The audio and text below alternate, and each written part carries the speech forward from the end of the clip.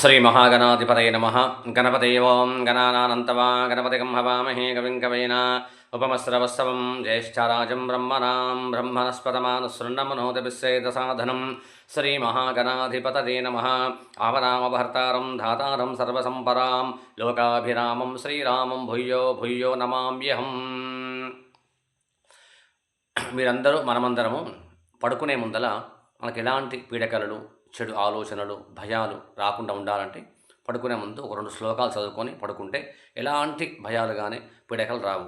First శ్లోకం: రామస్కంధం హనుమంతం వైనతేయం వృకోధరం శయనేన యస్మరే నిత్యం దుస్సప్నం తస్య నశ్యతి. రెండవది: అశ్వత్థామ బలివ్యాస హనుమాంచ విభీషణ కృప పరశురామచ్చ సప్తైతే స్థిరజీవన. మూడవది: ఓం నమ శివాయ అని 12 సార్లు అనుకొని పడుకోండి. మీకు ఎలాంటి పీడకలు మాత్రం రావు.